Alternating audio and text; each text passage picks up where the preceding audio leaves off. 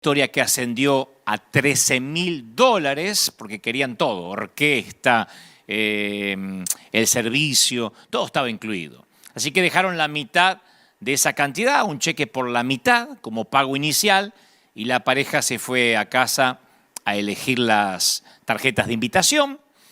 El día que iban a enviar por correo las tarjetas, el novio se empezó a acobardar, le dijo: no estoy seguro, es un compromiso muy grande, vamos a pensarlo un poco más. Y cuando su enojada prometida decidió suspender la boda, regresó al Hyatt para cancelar el banquete, y el gerente de fiestas le dijo: mire, el contrato dice que solo tiene dos posibilidades: perder lo que ya pagó, que era muchísimo dinero, o seguir adelante con los planes de la fiesta. Y ella le dice: no puedo seguir adelante si no tengo novio.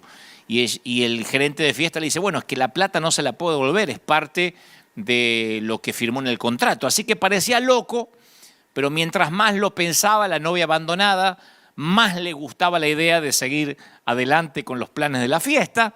Así que tuvo la loquísima idea de usar sus ahorros para darle una fiesta a todos los indigentes, a los parias de Boston, una noche ahí en el centro de la ciudad, en el Hyatt, nada menos. Así fue que una noche de junio de 1990, la noticia es vieja, pero todavía se puede ver en internet, se celebró en el Hotel Hyatt una fiesta como nunca antes se había visto. La anfitriona envió las invitaciones a las misiones de rescate, a los refugios para gente sin hogar, y aquella noche toda esa gente que estaba acostumbrada a revolver basura para comer, cenó el menú más fino de la ciudad. Y los camareros del Hyatt, vestidos con sus smoking, vestidos de etiqueta, le sirvieron entremés a un grupo de ancianos apoyados en muletas, en andadores de aluminio. Y las mujeres sin hogar, los vagabundos, los adictos se tomaron una noche de descanso de la dura vida al aire libre o bajo los puentes para beber champán, comerse un pastel de chocolate y bailar al ritmo de una gran orquesta hasta la madrugada. Eso fue lo más parecido que yo he leído acerca de la parábola de Jesús y los escandalosos invitados al banquete. Pero lo que más me sorprendió, porque la noticia de por sí es llamativa, que una novia despechada decida hacer la fiesta igual con invitados de la calle, ¿no? Supongo que porque no podía invitar, por razones obvias, a los familiares del novio, y sus propios familiares estarían avergonzados de ir. Pero lo que me sorprendió es que el periódico al día siguiente tituló: anoche se celebró una elegante fiesta en el Hyatt con gente de clase B. Porque yo digo, es increíble que a algún periodista se le ocurre titular de esa manera: se celebró una fiesta elegante con gente de clase B. Y al leer el titular me llamó la atención que todavía exista gente que puede ser catalogada con una letra. Eso es lo más sorprendente, que todavía se pueda catalogar a la gente con una letra como si eso los hiciese notar que son de peor categoría o de una categoría menor. Y de ahí me llevó a pensar en lo que le da título a este mensaje, que en 1850 una famosa autora publicó una obra maestra que después terminó siendo un bestseller, titulada La letra escarlata, que fue llevado al cine, interpretado por Demi Moore. Y en esa novela, una mujer joven, Esther Prynne, es considerada culpable de adulterio y condenada a llevar una letra A escarlata sobre su vestido como símbolo de la vergüenza. Tiene que desfilar por todo el pueblo con una letra A roja, escarlata. Era la sentencia que la obligó a permanecer durante 3 horas expuesta a la humillación pública, a la mofa, a la burla de la gente. Y Esther, que está embarazada de su amante, esto en la novela obviamente, rechaza revelar la identidad del padre de su hija y trata de vivir con dignidad en una sociedad que es injusta, que es hipócrita y que etiqueta a la gente. De allí el título La letra escarlata, porque toda la sociedad puritana necesitaba etiquetar a esa mujer también de clase B. porque somos rápidos en poner etiquetas a las personas. Yo creo que eso está en la naturaleza del ser humano. Según el error categórico que haya cometido o la identidad, y creo que esto es igual de cierto tanto en la cultura como en la iglesia, ya sea una A de adulterio, una D de divorcio, una G de gay, pero no es así como Dios nos ve y no es así como Dios nos cataloga. Dios el Señor nos quita las mortajas de nuestro pecado y nos viste con ropa de salvación. Y nos da un nombre nuevo, nos da una nueva identidad, nos da un destino nuevo. Jesús nunca, si vemos las Escrituras, nunca identificaba a la persona con su pecado, sino que él veía que ese pecado era algo ajeno a la persona que estaba viendo. Algo que en realidad no le pertenecía y de lo cual la iba a liberar para devolverla a su verdadera personalidad. Y Jesús podía amar a los seres humanos porque los amaba atravesando esa capa de lodo. Pero la noción de que el Señor nos ama incondicionalmente, que llega a nosotros sin costo alguno, sin condiciones, parece que va contra todos los instintos de la humanidad. Si vamos a ver el sendero budista, la doctrina hindú del karma, el pacto judío, el código legal islámico, van a ver que todas las religiones, o vamos a ver que todas las religiones ofrecen una manera de ganarse la aprobación, o en todo caso de ganarse la salvación conforme el Dios de cada religión. Es solo el cristianismo que se atreve a hacer del amor de Dios algo incondicional, algo escandaloso. Y como el Señor era conocedor de la resistencia que nosotros ofrecemos por naturaleza a la gracia, Jesús hablaba mucho de la gracia. No en una forma literal, porque él descubrió un mundo repleto de la gracia de Dios. Y decía que el sol sale para todos, donde el sol sale sobre los buenos, sobre los malos.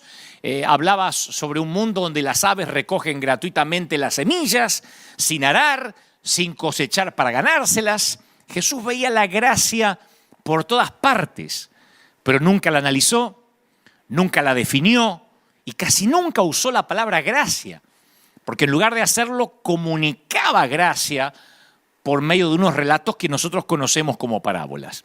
Y cuando uno piensa en parábola no es que se trata de, relatos agradables para mantener la atención del público, ni eran recipientes literarios para poner dentro las verdades teológicas.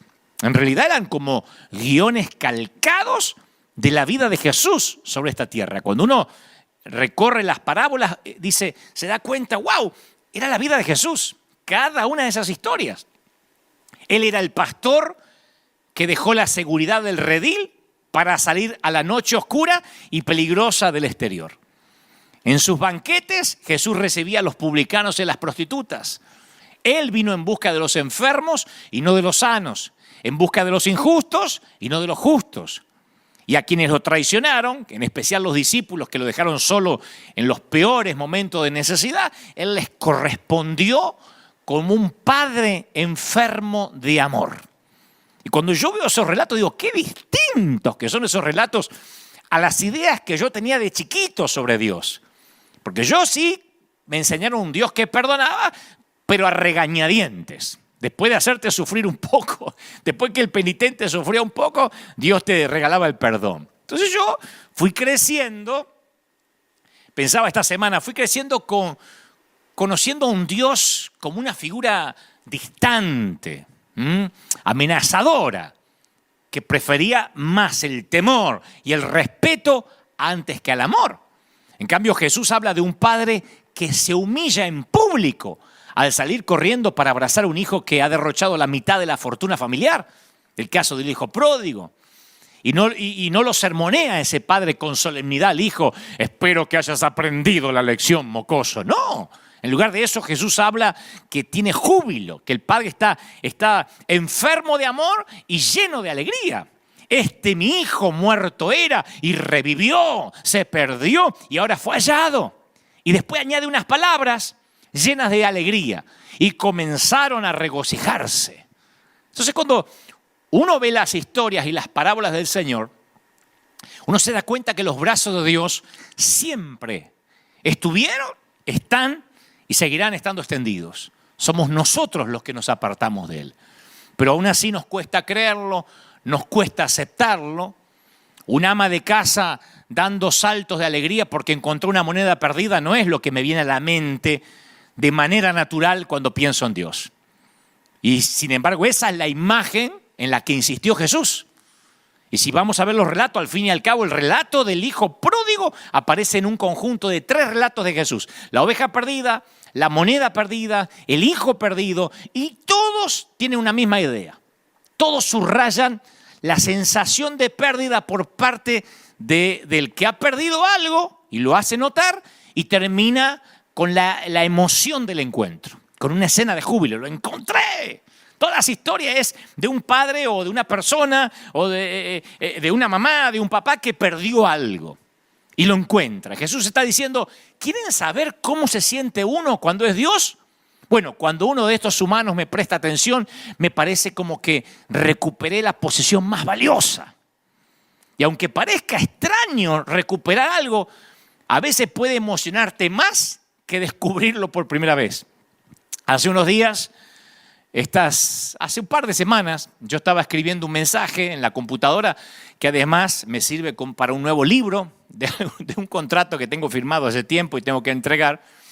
Y me emociono en escribir, y cuando está fluyendo y escribo en Word, me olvido de grabar y de pronto la pantalla se frizó, se congeló y ya no podía recuperar el archivo. Apretaba todo y aparte, como no soy muy bueno en tecnología ni en computación, empiezo a apretar todos los botones de manera histérica y la frizo más todavía. Así que me pedía la computadora que la reinicie, pero si yo la reiniciaba perdía todo lo que había escrito por horas.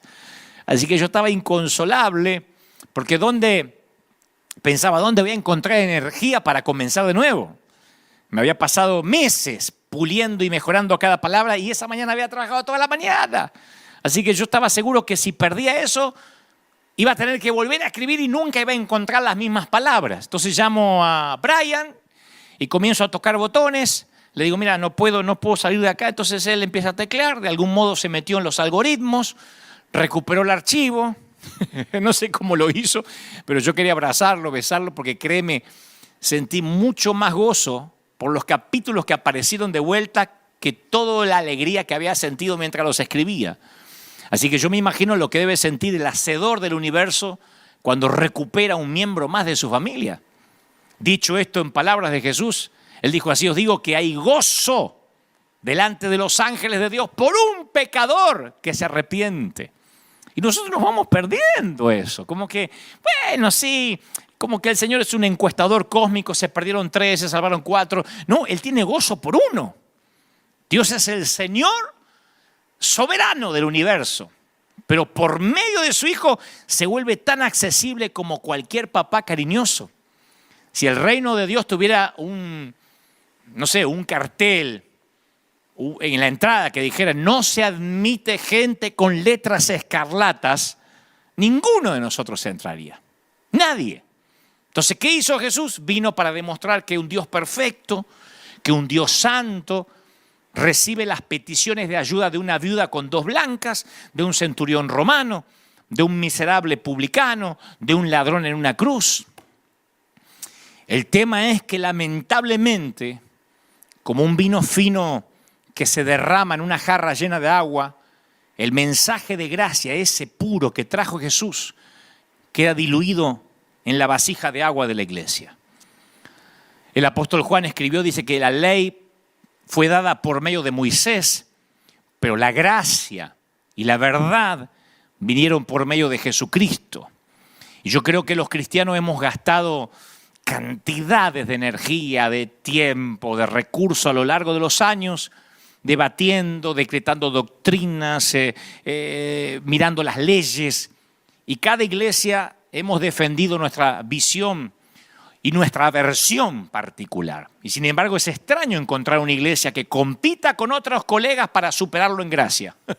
Yo crecí en una iglesia que establecía una fuerte línea divisoria entre la dispensación de la ley o la era de la ley y la dispensación o la era de la gracia. A mí los pastores desde chiquito me enseñaban, ya no estamos en la ley. Y al mismo tiempo pasábamos por alto la mayoría de las prohibiciones morales del Antiguo Testamento, pero teníamos nuestro propio orden de pequeñas normas. O sea, no estábamos en la ley, pero teníamos nuestras doctrinas que había que cumplir, que no tenían nada que envidiarle a las doctrinas de los judíos ortodoxos. Desde el fútbol, la vestimenta, la música, lo que se podía y lo que no se podía ver televisión en el tiempo que alguien nos dijo, bueno, ahora pueden ver televisión, porque en un tiempo fue el cajón del diablo y había que tirarlo literalmente al río. Después nos dejaron ver algo de tele, pero había que pasarlo por un tamiz, por un colador, y hasta si las mujeres podían usar pantalones o no, si se podían pintar, poner aretes. O sea, yo no era capaz, cuando era chico, de encontrar mucha diferencia entre la dispensación de la ley y la dispensación de la gracia. Hace poco una mujer divorciada me contó que estaba en la iglesia con su hija de 15 años y se acercó la esposa del pastor, no voy a decir qué iglesia, pero es en algún lugar del mundo, y la esposa del pastor, que hasta ese momento nunca ni la había saludado, ni la había hablado nunca, se acercó y le dijo delante de su hija, yo escuché que usted se está divorciando. Lo que no puedo entender es que si usted ama a Jesús y su esposo también ama a Jesús, no entiendo por qué se están divorciando, por qué están separando lo que Dios juntó. Y dice, la señora dice, mire, la esposa del pastor nunca me había hablado en la vida y era la primera vez que se acerca es para exhortarme delante de mi propia hija. Y esta mujer me terminó diciendo, dice, lo doloroso, Dante, de todo esto es que mi esposo y yo, es verdad, amamos a Jesús, pero nuestro matrimonio está destruido y sin esperanza de restauración por algunas cuestiones que no vienen al caso. Dice, si esta pastora se hubiese limitado a envolverme en sus brazos y a decirme cuánto lo siento, estamos contigo, abrazado a mi hija de 15 años que está pasando el trauma del divorcio, dice, me habría hecho sentir amada. Pero después de esa frase yo tuve ganas de no aparecer nunca más por la iglesia. Entonces cuando yo escucho esta historia, me doy cuenta que hay cientos de otras historias. Hay mucha gente que ahora me está mirando en sus hogares que tiene una letra escarlata que alguien le puso. Insisto, divorciada, la D de divorciada, la G de gay, la L de lesbiana, la F de fornicario, la A de abortista, lo que sea. Y vamos con esas letras escarlatas colgadas del cuello. Y cuando alguien se nos acerca, por lo general no es para darnos gracia. Y eso lamentablemente ha pasado en nuestras iglesias por años. Entonces estos años cuando yo doy entrevistas, siempre le pregunto, especialmente si el entrevistador no es cristiano o es una entrevista de carácter secular, yo siempre le suelo preguntar, ya sea al productor o si tengo confianza con el periodista, le suelo preguntar antes de salir al aire, si yo te digo las palabras cristiano evangélico, ¿qué te viene a la mente? Y cuando me contesta siempre me dicen, y son los activistas en contra del aborto. Otros me dicen los enemigos de los derechos de los homosexuales. Otros dicen, los que conocen un poco más, ustedes los evangélicos que se atacan en las redes con toda clase de adjetivos, de improperios. Ni una vez, ni una sola vez, y tengo años de dar entrevista, alguien inconverso me dio una descripción que relacionara a la iglesia con la gracia. Nunca, ni una sola vez alguien me dijo, ustedes son los que dan misericordia, los que perdonan, ni una sola vez. Entonces es evidente que no es el aroma que despiden los cristianos en el mundo, que estamos despidiendo. Es evidente que despedimos cualquier otro olor, pero no estamos oliendo a gracia. Yo veía un documental hace unos cuantos años de un corderito con su cabeza inclinada. Y si uno no conoce mucho de los corderos, de las ovejas, piensa que tiene el cuello lastimado, literalmente quebrado. Pero después el locutor o quien va contando revelaba de que no tenía ninguna herida física, ¿no? Que a los corderitos les suele pasar eso, que le llaman el espíritu quebrado. El espíritu del corderito a veces se quiebra, su corazón se quiebra, literalmente.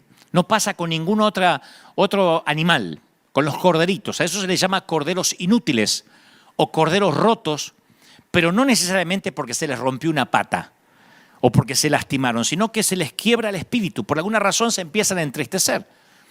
Y con frecuencia esos corderitos simplemente se mueren de tristeza, porque sus pequeños espíritus se quebrantan y pierden la voluntad para vivir, literalmente. Cuando veía el documental no lo podía creer. Dice, no pasa con ningún otro animal. El corderito se quiebra en su espíritu, pierde las ganas de vivir y ya no tiene ganas de comer. Y no hay ninguna enfermedad aparente, pero es como que somatiza lo que le pasa adentro. Y los únicos que sobreviven son aquellos que son acogidos y cuidados por el pastor, los que reciben gracia. Los corderos inútiles son en realidad los más bendecidos. Y entre todas las ovejas del rebaño, porque son a ellos a los que el pastor cuida de manera más personal e íntima, son los que se reponen a base de amor, a base de gracia. Y esos corderitos quebrados desarrollan cierto tipo de relación con el pastor que las otras ovejas ni siquiera pueden soñar. Y yo sé que hay gente ahora mirándome que tiene el espíritu quebrado. Que alguien los quebró, como a esta dama que me contaba que fue a una iglesia y le pusieron la letra escarlata de divorciada y lo que le preguntaron es que diera razones por las cuales se iba a divorciar en lugar de recibir un abrazo. Yo sé que hay muchos corderitos que experimentan dolor que sobrepasa a cualquier prado, a cualquier rebaño. Muchos somos corderos inútiles con heridas en el corazón, con heridas en la mente, con heridas en el cuerpo y con letras escarlatas que nos marcan. Y yo soy consciente que hay mucha gente que se siente como corderos inútiles en sus familias de origen incluso, con sus padres, con sus mamás, con sus hermanos, y hasta es triste admitirlo, aún en la familia de Dios. Yo sé que hay mucha gente que sabe lo que es sentirse no deseado, no amado, empujado fuera del camino, abandonado, rechazado, abusado, descuidado. Hay cientos de gente, me han escrito esta semana en las redes diciendo, Dante, habla de los matrimonios destruidos, habla de los problemas familiares, que parece que la pandemia expuso todo, porque al estar en cuarentena la mayoría de pronto ve cómo se exacerba, que no nos llevábamos tan bien como creíamos, etc. Y sale un montón de cosas a la luz. Entonces me decían, ¿por qué no hablas de lo que nos pasa a la familia? Pero esto es independiente a la familia. Esto tiene que ver con espíritus quebrados, de cosas que venimos arrastrando a través de años. El profeta Isaías, en Isaías 40:11 dice, como pastor Dios apacentará su rebaño. En su brazo llevará los corderos y en su seno los llevará. Pastoreará suavemente a las recién paridas. ¿Y por qué tipo de oveja Jesús hace todo esto? ¿Por las que ganan premios? ¿Por las ovejas y los carneros de primera calidad? ¿La oveja con la lana más mullida, las patas más fuertes? No, por los corderitos quebrados, por la gente rota, como decíamos el domingo pasado.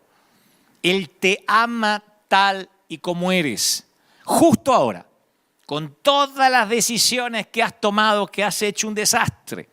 Las buenas, las malas, en tus mejores días, en el peor de tus días.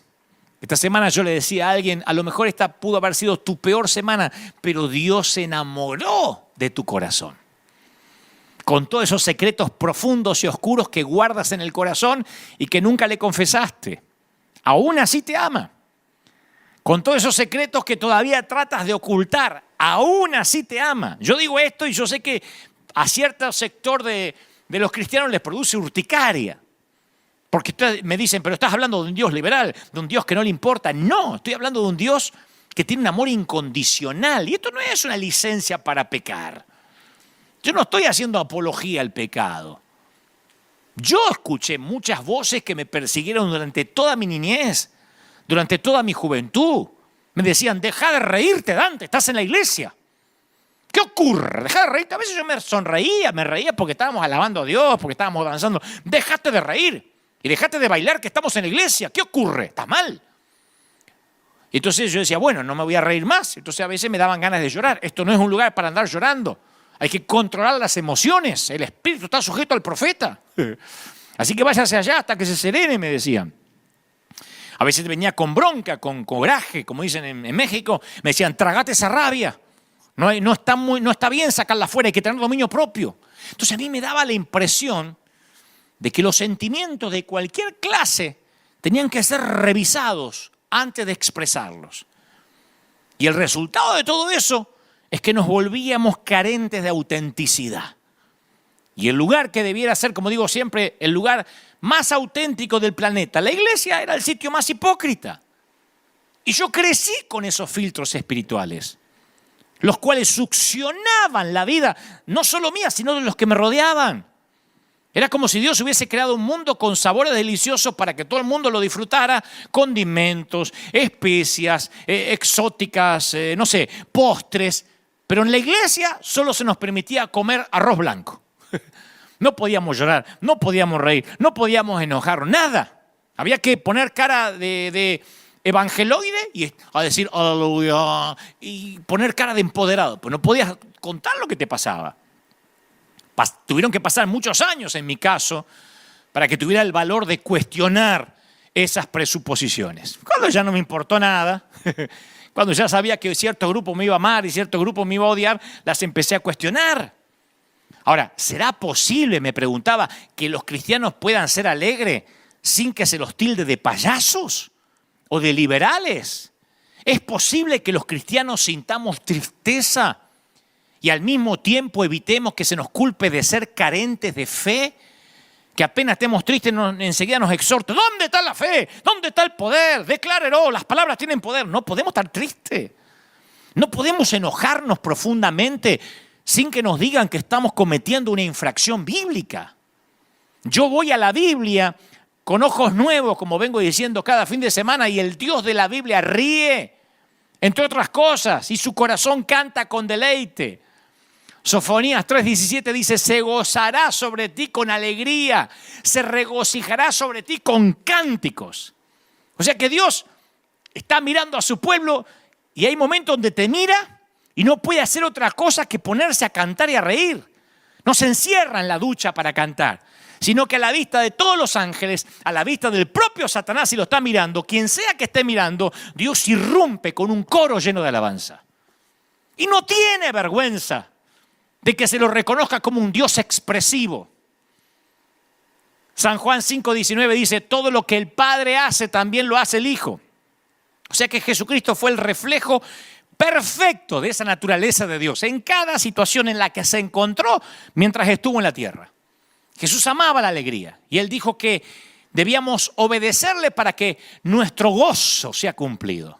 Yo pregunto a veces, ¿cuándo fue la última vez que fuiste a la iglesia y tuviste un tiempo de alegría, pero de verdad? No, dígale al que está a su lado, sonríe. Dígale al que está al lado, volteate al hermano y dile, Dios está contigo. Dile al que está... No que nos traten como infantes.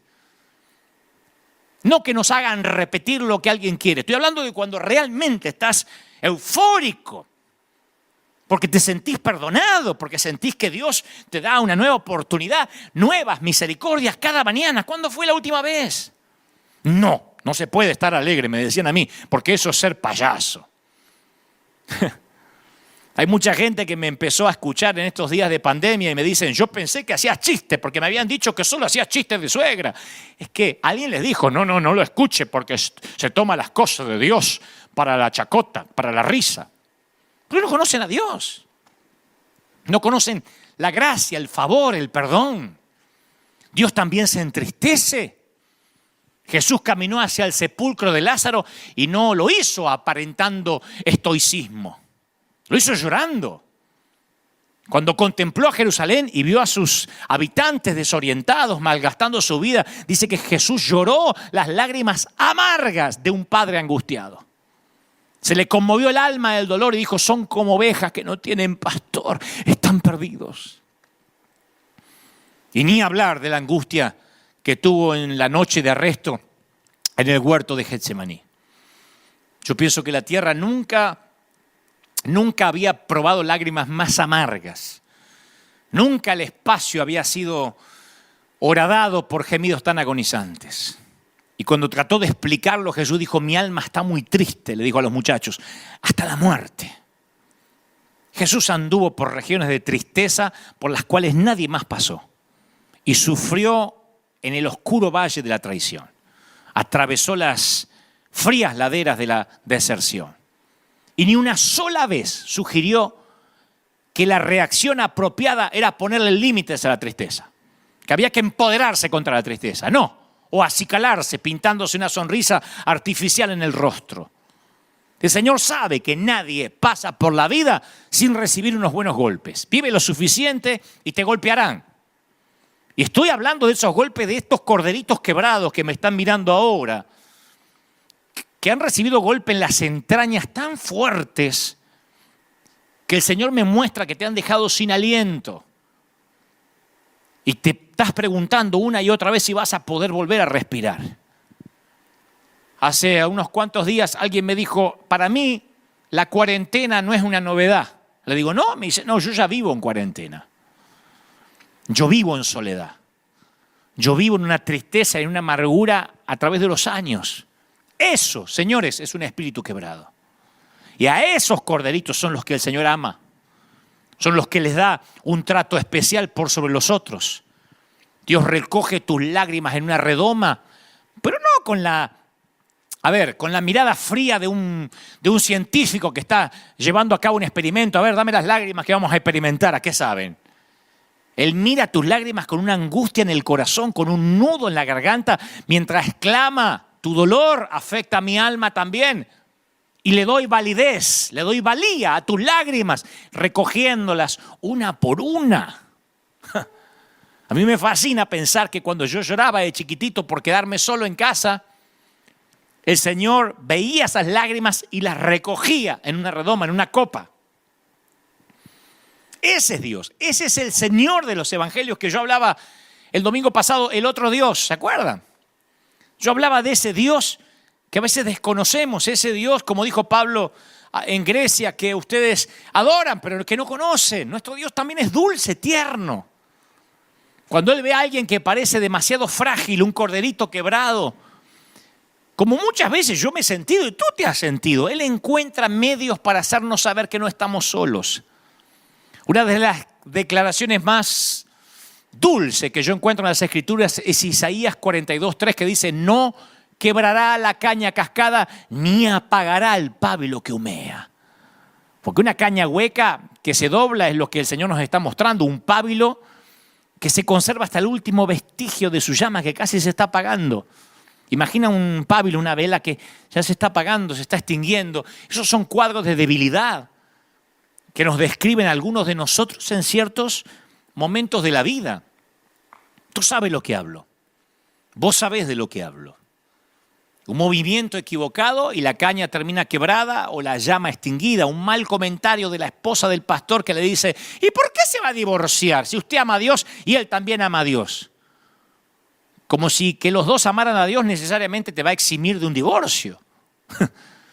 Pero llega Dios, ve a los más frágiles de su pueblo balanceándose al borde de la desesperación. ¿Y qué hace? Los alcanza con un toque que acaricia la caña y trae una nueva vida a la llama moribunda. Sí, Jesús es ternura, se ríe, llora y es ternura. Pocas cosas frustraron a los discípulos de Jesús como ver la dulzura que él tenía. Porque el mismo hombre que había demostrado una ira justa al desalojar el templo de los mercaderes, los confundió cuando mostró dulzura y ternura hacia ese molesto grupo de niños. Una cosa era no espantarlos, pero era necesario que se detuviera y se pusiera a jugar con ellos. Tenía que alzarlos, ponerlos sobre su regazo. Eso como que no les cerraba en lo que es la imagen de un Mesías, o por lo menos el Mesías que ellos esperaban. Y los leprosos, una cosa era saludarlos, sanarlos con una palabra a lo lejos, pero Jesús se tuvo que detener, tocarlos y lo que es peor, abrazarlos. Yo conté que en aquella época a los leprosos se le tenía tanto miedo que el solo pensamiento de tocar a un leproso hacía que alguien vomitara. La lepra se come las extremidades dedo a dedo, pedazo a pedazo. Levítico 14 prescribe un estricto tratamiento si se encontraba la lepra en una casa.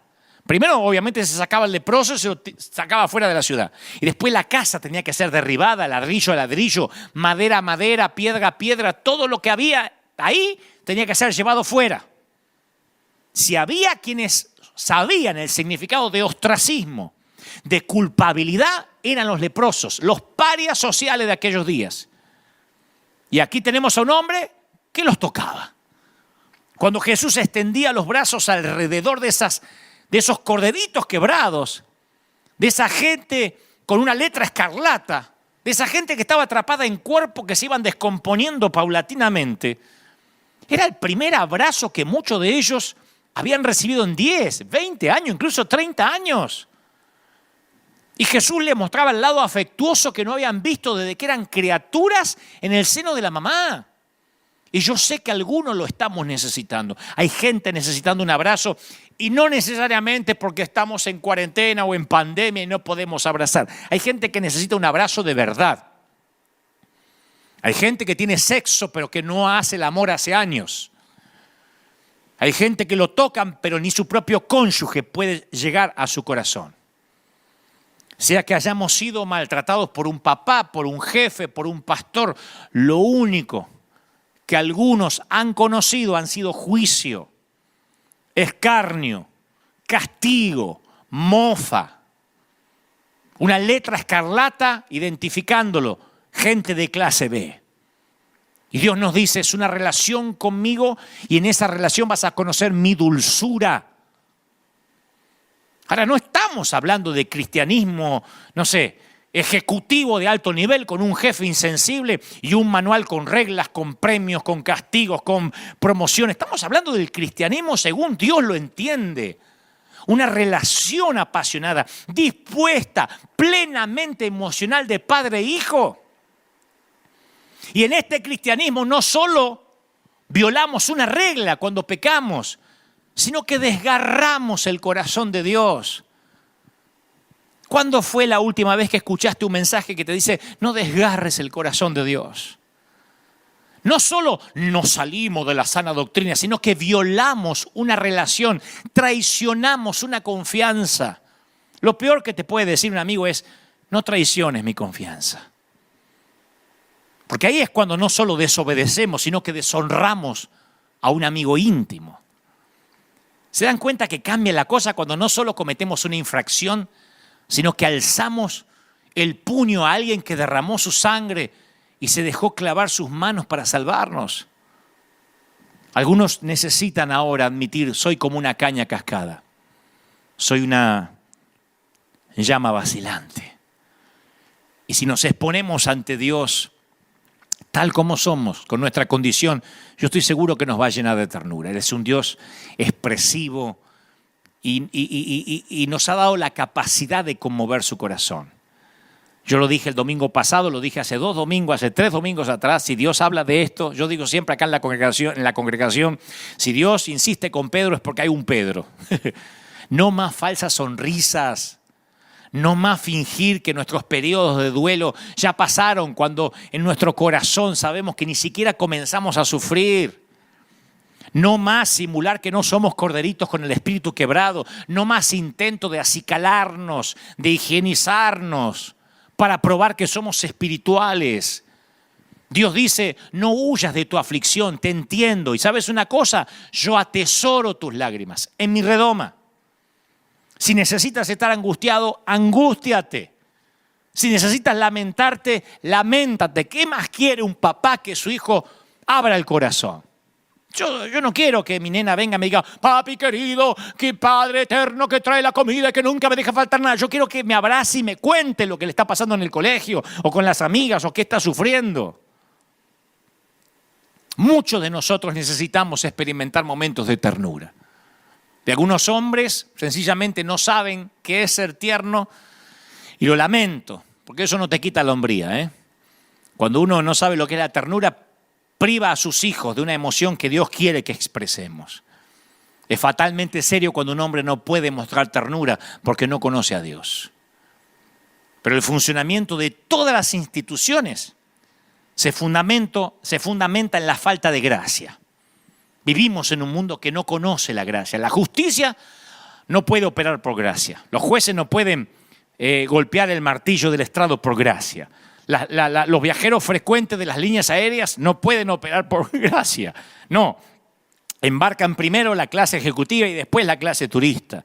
Los bancos no pueden operar en base a la gracia. El gobierno ni conoce esa palabra, ningún gobierno. Ningún técnico de fútbol recompensa a los que se equivocan, a los que erran los penales. Recompensan a los que hacen los goles. Pero no hay recompensa para los que viven fallando. La revista Fortuna hace una lista anual de las 500 personas más ricas. Nadie sabe el nombre de las 500 personas más pobres. Porque vivimos en un mundo que no conoce la gracia. Por eso en la iglesia nos cuesta tanto. Hay un cuento que revela la necesidad de gracia. Un cuento cortito. Un padre español decide reconciliarse con su hijo que se ha marchado a Madrid. Y entonces, lleno de remordimiento, el padre saca un anuncio en el periódico y dice: pues Paco, encuéntrame en el Hotel Montana martes al mediodía. Todo perdonado, papá. Y lo publica en el periódico, porque dije, seguramente mi hijo va a leer el periódico. Todo perdonado, Paco, encuéntrame en el hotel, papá. Y como Paco es un nombre o un sobrenombre muy común en España, cuando el padre llega al hotel, encuentra a 800 jóvenes llamados Paco. Todos que están esperando a su papá. Esto habla de que hay una necesidad, urge gracia. Yo pienso que si dijera, cuando abramos el templo, cuando pase la pandemia, solo el corderito que esté con el espíritu quebrado, venga a darme un abrazo. Yo pienso que aquí habría miles diciendo, yo soy ese corderito. Hay una frase usada tanto por Pedro como por Pablo, que con los años a mí se me convirtió en una de las imágenes favoritas del Nuevo Testamento. Ellos hablan de administrar, o una palabra que me gusta aún más, dispensar la gracia de Dios. Ambos apóstoles dicen, somos dispensadores de la gracia. ¿Saben lo que es un dispensador? A mí me trae a la mente uno de aquellos atomizadores que usaba mi mamá, que lo llamaba dispenser. No sé si lo mal llamaba así o realmente eran dispensadores, pero era más bien un atomizador, que era una perilla de goma, ya no se usa más. Y entonces mi mamá hacía y salían disparadas pequeñas gotas de perfume por los agujeritos finitos del otro extremo. Yo me acuerdo que ella agarraba así y se ponía perfume. Y unas cuantas gotas bastaban para todo el cuerpo. Y si apretaba esa gomita varias veces, cambiaba la atmósfera del cuarto. Uno sabía que mamá se acababa de perfumar. Y yo pienso que así debería funcionar la gracia, me parece. No transforma el mundo entero, no llena de aroma a toda la sociedad, pero sí enriquece la atmósfera. Ahora, me preocupa que la imagen de los cristianos que prevalece haya cambiado del atomizador de perfume a otro rociador diferente, el que se usa para los exterminadores de insectos. A diferencia de mi mamá que se perfumaba y cambiaba la atmósfera del cuarto, decimos, ahí va una cucaracha, y rociamos Raid. Allá va otra mancha del mal, allá va una divorciada, un abortista, y le tiramos Raid. Eso es lo que a mí me ha sorprendido a través de los años, que algunos cristianos han asumido el papel de exterminadores morales en una sociedad que, claro, está infestada de maldad, pero muchos se han puesto en exterminadores. En el enfoque tomado por Jesús, cuando Él llega y dice, habéis escuchado o habéis visto o habéis aprendido con Moisés, mas yo digo, yo no veo que Él abolió las leyes. Al contrario, yo veo un cumplimiento de las leyes del Antiguo Testamento. Dios había santificado la creación separando lo sagrado de lo profano, lo puro de lo impuro. Y Jesús no anula este principio de santificación, sino que cambia la fuente. Él dice, nosotros mismos podemos ser agentes de la santidad de Dios, puesto que Dios ahora habita en nosotros. Entonces, en medio de un mundo impuro, podemos caminar como lo hizo Jesús, buscando formas de ser fuentes de sanidad, como el atomizador de mi mamá, perfumando la sociedad. Los enfermos y tullidos no son para nosotros puntos de contaminación, sino depósitos de misericordia divina. Nosotros somos llamados a extenderles esa misericordia, a ser portadores, dispensadores de la gracia, no evitadores del contagio. Por eso me puse loco cuando escuché por ahí que había que ser prudente y evitar el contagio, porque va en contra de la iglesia por definición. Nosotros no somos los que tenemos que evitar el contagio, somos los portadores, los que en todo caso contagiamos nosotros gracia. Al igual que Jesús, podemos ayudar a hacer puro lo que es impuro. El apóstol Pablo, quien fuera al principio uno de los más renuentes al cambio, él se definía un fariseo entre fariseos, que le daba gracias a Dios todos los días en las sinagogas por no haber nacido gentil, no haber nacido esclavo, ni haber nacido mujer.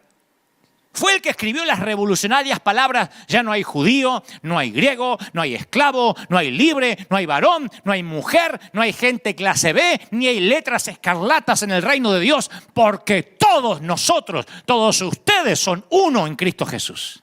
Alguien tiene que decir amén. La muerte de Jesús afirmada, la muerte de Jesús y su resurrección puso en claro de que se habían echado abajo las barreras del templo, que se desmantelaron los muros divisorios que separaban a los humanos en categoría y le ponían a la gente en su cuello letras escarlatas. La gracia se había abierto paso con Jesús. En uno de los últimos actos anteriores a su muerte, Jesús perdonó a un ladrón que pendía de una cruz, sabiendo bien que ese ladrón se había convertido, movido por el miedo. El ladrón nunca iba a estudiar la Biblia, nunca iba a leer la Torá, nunca iba a asistir a una sinagoga, a una iglesia, nunca iba a restituir lo que robó. Lo único que dijo es: Jesús, recuérdame, corderito quebrado. Un corderito quebrado, mucho antes de que le quebraran las piernas, ya tenía quebrado el espíritu el ladrón. Jesús, acuérdate de mí. Y Jesús le promete en el mismo instante algo que escandalizaría a cualquier iglesia hoy. Hoy mismo estarás conmigo en el paraíso. ¿Cómo? ¿Y el curso de bautismo? ¿Y la célula? ¿Y el pasar al altar y repetir? A mí me han dicho: no veo que hayas hecho la oración del penitente, no sirvió el mensaje. ¿Y la lectura bíblica? Porque yo en estos mensajes menciono un montón de pasajes bíblicos y sin embargo escriben: pero no veo que la leas de la palabra. Bueno, agradezcan que tengo la Biblia en papel, la mayoría tienen iPad. Por lo menos soy antiguo. Así que creo que debo calificar para la senda antigua, porque todavía no me gusta leer la Biblia de un iPad. Pero esto de perdonar al ladrón en el mismo momento que se lo pide es un suceso que nos recuerda que la gracia no depende de lo que nosotros hayamos hecho por Dios, sino de lo que Él hace por nosotros. Pregúntenle a cualquier persona: ¿qué hay que hacer para llegar al cielo? Entren a cualquier iglesia, un desafío. Ahora no se puede entrar a ningún templo. Cuando se pueda, entren, un desafío, y pregúntenle a cualquier evangélico, a cualquiera que sale: ¿qué hay que hacer para ir al cielo? Lo primero que les va a decir es guardar la santidad. Algún otro te va a decir: bueno, guardar la santidad, pagar los diezmos, no dejar de congregarse. Te va a dar una lista. Y todos los relatos de Jesús en los evangelios contradicen esa respuesta. Todo lo que hay que hacer es gritar: ¡auxilio! ¡Acuérdate! La gracia es nosotros pidiendo auxilio, no mostrando lo que hacemos. Y Dios acepta en su casa todo aquel que se le acerque. Hola, ¿hay alguien? Pasa. Yo sé que esto a algunos le produce, insisto, ataques de caspa. Pero son las escrituras, son los evangelios. El evangelio de Mateo tiene que ver con una parábola sobre la cual yo no escucho predicar muchos sermones y les asisto en la razón. Es difícil, porque la parábola es ofensiva. Es la más discriminatoria, es la más elitista, la más ridícula que aparece en las Escrituras y causa mucho enojo. Por eso muchos predicadores la pasan por alto. Jesús cuenta que una mañana temprano un tipo rico, dueño de un campo, contrata a algunos hombres que estaban desempleados para trabajar en su viña y arregla el precio. Le dice: van a cobrar un denario. Pasa el día, contrata más trabajadores y les promete ser justo en la paga. Contrata trabajadores a las 9 de la mañana, al mediodía, a las 3 y tan tarde como las 5 de la tarde. 5 de la tarde encuentra desocupados. ¿Quieren venir a trabajar? Al final del día el capataz sigue las instrucciones del dueño del campo, les paga a los trabajadores por orden, comenzando por los últimos en ser contratados. Entonces los que llegaron tarde, que habían trabajado solamente una hora, más o menos, capaz que habían trabajado menos, recibieron un denario. Los que trabajaron más tiempo dijeron, si le están pagando un denario a estos que acaban de llegar, a estos sabandijas, a estos vagos que acaban de llegar, estos parásitos que trabajaron una hora, ¿cuánto nos van a pagar a nosotros? Pensaron que iban a recibir más, pero no fue así. Todos recibieron lo convenido, un denario, sin importar cuánto habían trabajado. Yo quiero que entiendan esto. ¿Por qué digo que esto es elitista, discriminatorio? Porque al día de hoy, al dueño del campo le haríamos un juicio, cualquiera le haría un juicio, una demanda, y la pierde. No el que le hace la demanda, la pierde el dueño. Y dado el nivel de violencia que hay hoy en el mundo, los trabajadores probablemente le hubiesen hecho lo que se llama un escrache, le hubiesen dañado la propiedad antes de irse. ¿Y quién iba a culparlos?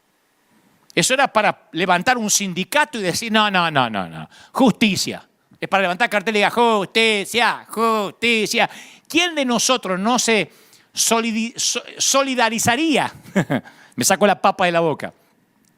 Con una persona que trabajó 8 horas y recibió lo mismo que alguien que trabajó 1 hora. No es justo. Seamos sinceros. Este tipo estaría fuera de tono en el mundo moderno o dentro de una sociedad democrática en cuanto a eso. Porque la gente civilizada, señores, no se comporta de esa manera. Nosotros creemos en la igualdad, en la justicia, en el derecho a recibir una paga equitativa. Aleluya. Tenemos leyes que nos protegen de empleadores arbitrarios como ese tipo. Caprichosos, injustos, como el tipo que Jesús elige en la parábola. Pero ¿saben lo que es más perturbador todavía? Es la explicación que Jesús da de esa parábola. Él dice que el reino de Dios es como eso. ¿Qué? Ey, espera un minuto. Como decía un famoso personaje de una serie, ¿de qué estás hablando, Willis? ¿Cómo que el reino de los cielos es como esto? Si hay una constante eterna, un atributo de Dios al que podemos confiar de manera inequívoca, es la justicia de Dios. ¿Cuántas veces hemos escuchado, Señor, reclamamos tu justicia? Dios es el eterno monitor de justicia, ¿no es cierto? La vida puede que no sea justa, pero Dios definitivamente ese es un Dios justo. Ahora, no parece ser así conforme esta parábola. ¿Generoso? Sí. ¿Justo? No. La gracia no es justa y deberíamos saberlo. Los que predicamos, los que estamos en el reino de Dios, ya es hora que lo sepamos. Jesús nos advirtió suficientemente, dijo los últimos serán primeros, tú tienes que morir para vivir. Está claro que el amor de Jesús es más que radical, es arbitrario, causa perplejidad, es chocante, es ofensivo. Y ninguno de nosotros quiere admitirlo, pero si nosotros hubiéramos comenzado a trabajar al amanecer, nos hubiésemos resentido contra los que trabajaron 1 hora, contra esos parásitos que recibieron la misma paga. Está bien, hay que amar a todos, pero cuando el amor contradice nuestro sentido de justicia, nos enojamos. Sí, todos estamos a favor del amor de Dios, pero Él no puede amar a una persona más que la otra, ¿no es cierto? ¿Qué nos dicen nuestros hijos? ¿Vos lo amás más a Él que a mí? Dios no te puede perdonar a ti más de lo que me perdona a mí, ¿no es cierto? Si el amor de Dios es injusto, entonces más ofensivo y mucho más misterioso de lo que jamás imaginamos. La injusticia del dueño del campo fue una excelente noticia para los que habían estado desempleados y sin esperanza de ser contratados ya cuando eran las 5 de la tarde. Entonces el amor puede ser injusto, pero cuando esa injusticia nos incluye a ti y a mí, hay quien discute. Cuando esa injusticia te beneficia, nadie discute. Todos los gobiernos son malos hasta que nos llega una asignación por hijo, hasta que nos llega un cheque del gobierno y ahí, bueno. Por fin el gobierno está haciendo algo bueno. Claro, si nos dan algo a nosotros, nadie discute. Ahora, es significativo que haya tantos cristianos que leen esta parábola y se identifican con los obreros que trabajaron todo el día, en lugar de hacerlos con los que fueron añadidos al final de la jornada. Esta historia es para que nos identifiquemos con los parásitos de las 5 de la tarde. No es para que, es que yo soy un hombre que cuida la doctrina, que trabajo hace 30 años. No es para que nos identifiquemos con los que trabajaron todo el día. ¿Por qué nos gusta considerarnos obreros responsables? Claro, porque la extraña conducta del amo después nos asombra. De la misma forma que asombró a los oyentes cuando Jesús la contó. Y ahí es cuando corremos el riesgo de pasar por alto el tema principal de la historia. Querido, Dios no concede salarios, Dios concede dones. Dios no paga de acuerdo a cómo trabaja, Dios da dones. A ninguno de nosotros se le paga conforme a sus méritos, porque ninguno de nosotros se acerca siquiera a la posibilidad de satisfacer las exigencias de Dios para una vida perfecta. Si se nos pagara con justicia, todos terminaríamos sin paga y en el infierno. Hace un tiempo fui a ver la obra Amadeus, que en latín significa amado por Dios. Una magnífica obra que presenta un compositor del siglo XVII tratando de comprender la mente de Dios, ¿no? Y el devoto Antonio Salieri tiene el deseo de crear una música inmortal de alabanza, pero no tiene la aptitud, no tiene el don. Y entonces Salieri se pone furioso de que Dios derramó un don en abundancia sobre este genio musical como no existió nadie jamás. Derramó un don sobre este travieso adolescente llamado Amadeus Mozart. Y el autor de Amadeus se pregunta por qué Dios premia a un chiquillo malcriado que no lo merece. ¿Por qué Dios escogió a Jacob, el conspirador, por encima de Esaú, el cumplidor? ¿Por qué Dios le concede poderes sobrenaturales de fuerza a un delincuente como Mozart, llamado Sansón? ¿Por qué preparar a David, un simple pastorcito, para que fuera rey de Israel? ¿Por qué darle una sabiduría sublime a un tipo como Salomón, fruto de un matrimonio del rey con una mujer con letra escarlata? En cada una de las historias del Antiguo Testamento retumba semi-escondido como una esmeralda el escándalo de la gracia. Hasta que finalmente en las parábolas de Jesús, Jesús saca al conejo de la galera y brota y cambia la forma del paisaje moral. La gracia no es cuestión de terminar último o primero, no tiene que ver con cuentas. Las recibimos como un don de Dios y no como algo que ganamos. Realidad que Jesús dejó clara con la respuesta del amo. Amigo, yo no te estoy haciendo agravio, le dijo al que, ¿a mí me van a pagar más o me van a pagar lo mismo que estos últimos? Yo no te estoy haciendo agravio, ¿no conviniste conmigo un denario? ¿Y cuánto te pagué, macho? ¿Cuánto te pagué, che? Toma lo que es tuyo y andá. Si yo le quiero dar a este último lo mismo que a vos, ¿cuál es tu problema? ¿No me es lícito hacer lo que quiero con lo mío? ¿Qué me venía a contar la costilla? Ahora yo tengo que pedirte consejo a vos, ¿qué es lo que tengo que pagar a mis empleados? ¿O me tenés envidia porque yo soy un tipo bueno? Salieri, ¿sentís envidia porque fui generoso con Mozart? Saúl, ¿tenés envidia porque soy generoso con David? ¿Y ustedes, fariseos, sienten envidia porque yo le abro la puerta a los gentiles?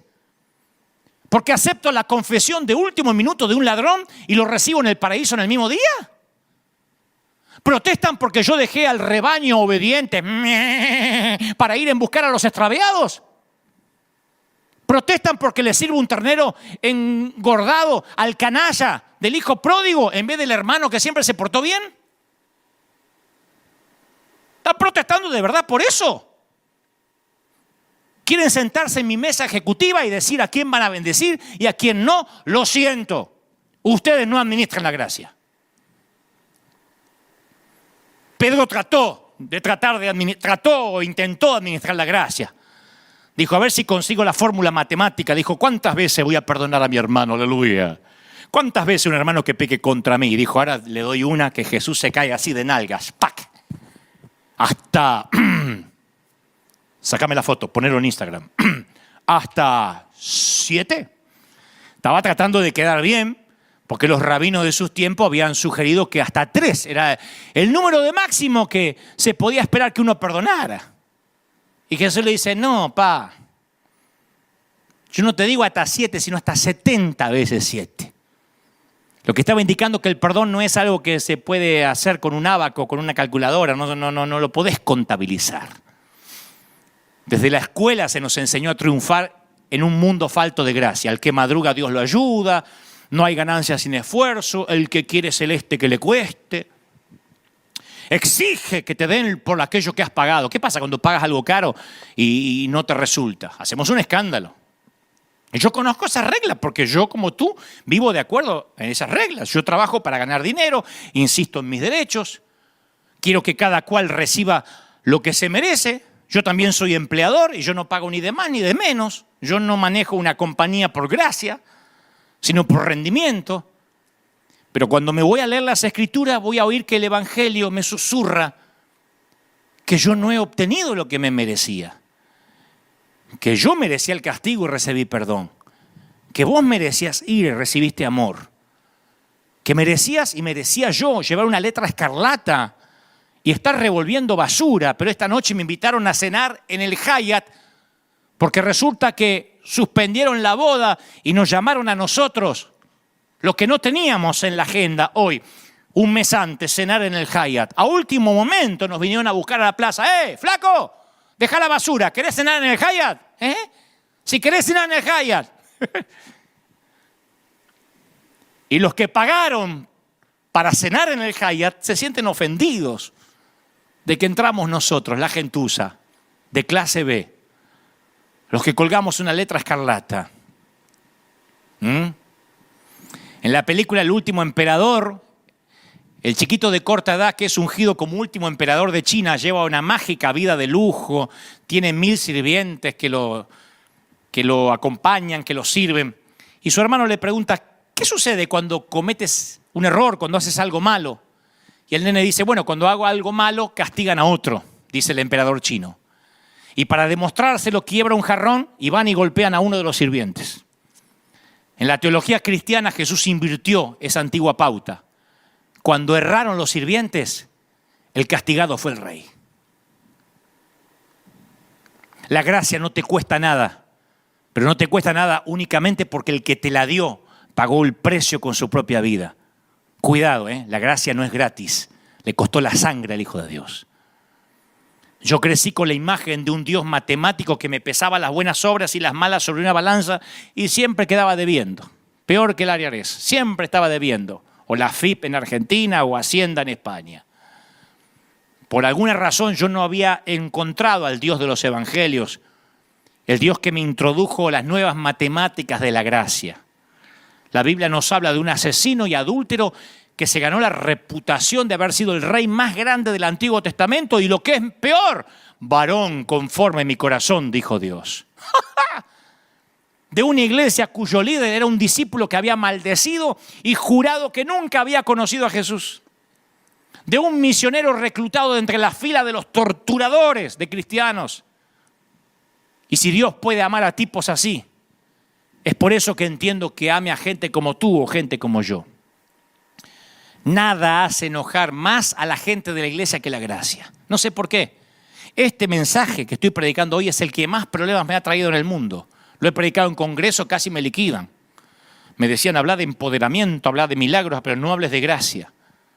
No sé, tendrán terror de que se acerquen los pecadores cuando eso es lo que tenemos que hacer.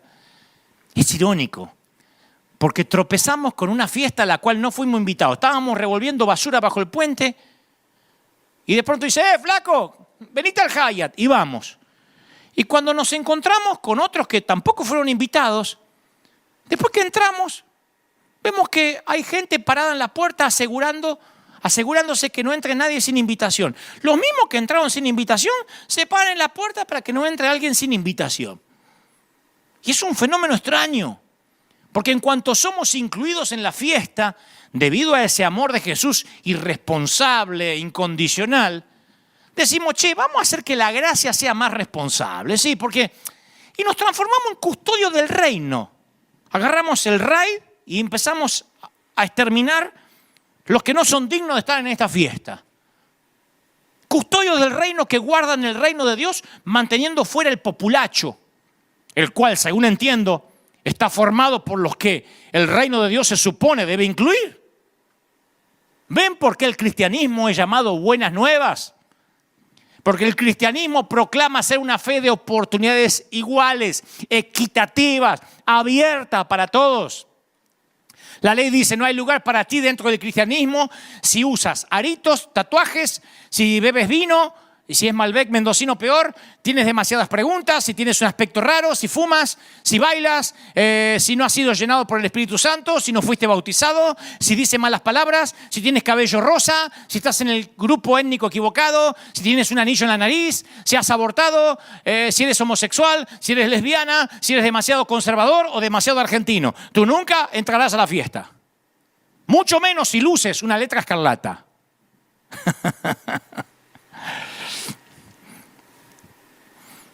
La iglesia siempre tiene custodios. Y a mí me fascina este tiempo que estoy empezando a querer, aunque extraño un horror a la congregación, como supongo, espero yo también me estén extrañando. Pero me fascina porque puedo llegar a gente que a lo mejor no tenía acceso a este tipo de mensaje. Y estaban condenados a creer de que nunca se iban a poder quitar la letra escarlata. Yo te conté que cuando tenía unos 5 o 6 años, antes de 1975, escuché a mis padres discutir y me enteré, siendo un chiquito, que papá decía que yo era el culpable del cáncer de mamá. Lo escuché en una conversación, yo ya conté esto. Mi papá estaba borracho, intentó quitarse la vida, pero en un momento dijo, por culpa del chiquito, el chiquito era yo. Y eso sí lo entendí y lo asimilé, que si yo no hubiese estado ahí, mamá no estaba enferma. Ecuación sencilla. Así que ese día, sin querer, me pusieron una letra escarlata, una C. Que dudo si es C de culpable o C de cáncer. Pero yo estaba condenado a portar una C por el resto de mi vida. Y mi madre, que estaba muy enferma, empezó a ir a quimioterapia. Teníamos un problema. Mi hermano tenía que ir al colegio, no se podía ocupar de mí, así que mi papá tenía que ir a trabajar, a la carpintería, no podía faltar. Y mi madre tenía que ir a quimioterapia. Mi hermano podía acompañarla las veces que podía, que no coincidía con su horario escolar. Si coincidía con su horario escolar, no sé cómo se las arreglaría mamá. La cosa es que ella me pidió que yo me quedara solo. Una locura, hoy sería motivo de denuncia. La casa era chiquitita, en Billinghurst, San Martín. Pero me decía, Dantecito, yo creo que te quedes porque mamá tiene que hacer un trámite en el hospital. Yo no sabía que iba a sesiones de quimio. A pesar de que su cabello se le empezó a caer y estaba envuelta en un pañuelo, yo no sabía, pero yo sabía que ella iba al hospital porque estaba muy enferma. Yo tenía terror de quedarme solo en casa. Así que me prendí a la tele, que en ese entonces a esa hora no transmitían. La televisión argentina empezaba a transmitir, creo que 12 del mediodía a 1, con un noticiero. Antes había lo que se llamaba señal de ajuste. Y entonces estaba ahí la televisión en una señal de ajuste, con unos colores grises. y era como sentirme acompañado. No iba al baño en las 3-4 horas porque el baño estaba para el fondo de la casa. La casa no era grande, pero para el fondo, y estaba frente a una habitación que estaba oscura y yo tenía miedo, nene de 4 o 5 años. Así que voy a contar esto que es sordido, pero orinaba en el jardín. Yo le pedí a mamá, bueno, me quedo, pero si tengo ganas de orinar, voy a orinar aquí en el jardín, de este lado de la libustrina, del libustre, para que no me vieran los vecinos. Mamá aceptó, me dijo, ok, pero solo número 1, ¿eh? Sí. Así que yo iba a orinar ahí para no tener que ir al baño del fondo, porque estaba solo y me quedaba horas sentado en la sillita. Entonces, me acuerdo que le dije a mamá, mamá, ¿vos creés que Dios sí quería que yo naciera? Y ella dijo con muy buen tino, ella dijo, mira, Dios no solo quería que naciera, sino que el día que Dios te destapes, el día que Dios te empiece a usar, te vas a sorprender. Vas a entender por qué naciste, por qué te tuve que tener.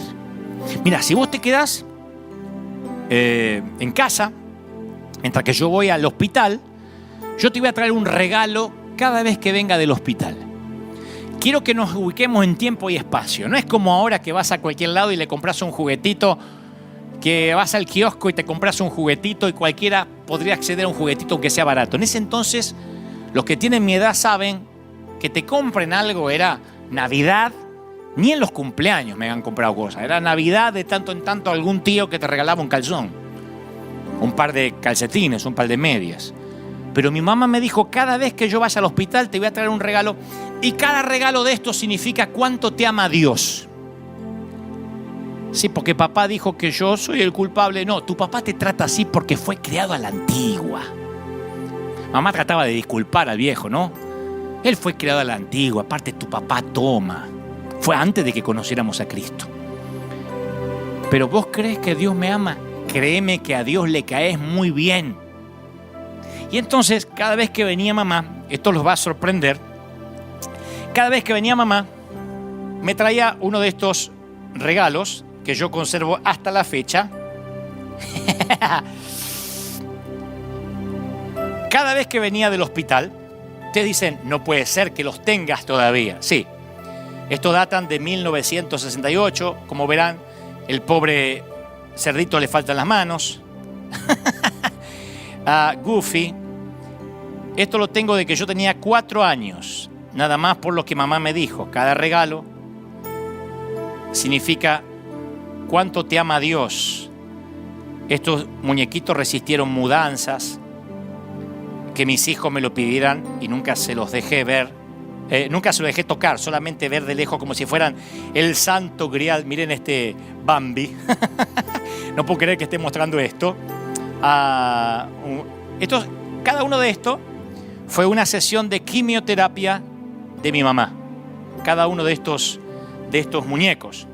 Y finalmente también me trajo este autito, porque yo soñaba con un auto de policía. Había una serie muy famosa llamada Sheriff Lobo, y ella me compró este autito en la última sesión de quimioterapia. Después de esto, el Señor llegaría un 1 de mayo de 1975 a la casa de los Goebel y juntos conoceríamos al Señor y mamá se sanaría de cáncer. Este autito dice aquí abajo, no lo va a tomar la cámara, pero dice acá abajo 1970. Por ahí está el número, a ver si lo puedo encontrar. 1970, que es cuando, fíjense, o sea que, no, 1974, ok, 1974. O sea, todavía conservo esto. Ustedes dirán, ¿puede ser que un hombre de casi 52 años conserve los juguetitos? Sí, porque obviamente para mí no tienen el mismo valor que tenían cuando yo tenía 5 o 6 años, pero para mí fue un símbolo. Son las piedras a la orilla de las aguas que se abrieron. Para mí es el recuerdo de la gracia de Dios, porque fue cuando aprendí a no llorar en la soledad. Fue cuando aprendí a quedarme solo hasta que mamá regresara. Y fundamentalmente fue cuando con sabiduría mi madre logró quitar la letra escarlata de mi cuello. Nunca más me volví a sentir culpable por el cáncer de mamá, por haber nacido. Y de a poco fui entendiendo que tenía un propósito. Debo ser el único hombre en la historia que conserva los juguetes. Algunos juguetes de cuando tenía 4 o 5 años de edad. Y los muestro, a la iglesia ya se lo había mostrado alguna vez, porque, insisto, simbolizan la gracia de Dios en mi vida. Simbolizan que aun cuando era un niño, el Señor quitó la letra escarlata y me dijo no culpable. En todo caso, me puso la G de gracia. Si le hubiesen preguntado al apóstol Juan, ¿cuál es la identidad de tu vida? Yo estoy seguro que Juan no habría dicho, bueno, soy uno de sus discípulos, un apóstol, un evangelista, el autor de uno de los 4 evangelios. Él hubiese dicho, ¿yo soy ese al que ama a Jesús. Yo decía lo mismo. Yo a Dios le caigo bien, mamá. Mi mamá decía, sí, a Dios le caes muy bien. Me ha mantenido hasta hoy, La vieja ya está bailando con el Señor, porque le encantaba bailar, le encantaba actuar, así que debe estar encantada de bailar con el Señor. Pero hasta el día de hoy me han mantenido esas palabras. A Dios le caes muy bien. Yo digo como Juan, yo soy ese al que ama a Jesús. Le caigo bien. La gracia es el catalizador que convierte la culpabilidad en gratitud. Un acto de gracia puede cambiar el peor movimiento y convertirlo en el momento decisivo en la vida de alguien. Y yo sé que tú puedes ser parte del escuadrón de búsqueda, parte de esos agentes de gracia. A pesar del dolor personal, yo quiero que seamos la iglesia para otros. Estar rotos cambia la manera en que vemos a los demás. Y aquellos que entienden que todos cojeamos se convierten en mejores compañeros de viaje. Y fundamentalmente, te ayudan a quitarte para siempre la letra escarlata. Quiero orar por los que se quitan esa letra ahora. La que sea, la que te estigmatizó. En mi caso, unos pequeños juguetitos me recordaron de que yo era valioso. Fue la manera que un niño entendiera que Dios me amaba, que mamá me amaba, que a pesar de que salía débil de las sesiones de quimioterapia, se las arreglaba para parar quién sabe en dónde y comprar estas baratijas que para mí eran el regalo más caro que un niño podía recibir. No sé si las compraba antes de la quimio o después, pero me gusta pensar que si el Señor, que es el único que puede correr el velo entre los vivos y los muertos, le permite saber a mi mamá que todavía los conservo como testimonio, está bueno, porque me hace sentir de que lo conservé como un símbolo de la gracia. Tal vez tú no tengas algo que puedas palpar, pero a partir de ahora puedes guardar esta grabación. Esto que está en la cápsula del tiempo, que ya no me pertenece, estas palabras que fueron soltadas y decir, este es el día. El 5 de julio, el 5 de julio es el día donde el Señor me quitó la letra escarlata. El 5 de julio es el día donde mi vida dio un giro de 180 grados.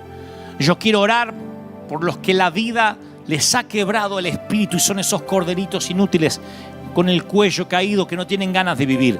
Di conmigo, Señor Jesús, entra en mi corazón. Anota mi nombre en el libro de la vida. Repite esto, por favor, repite esto.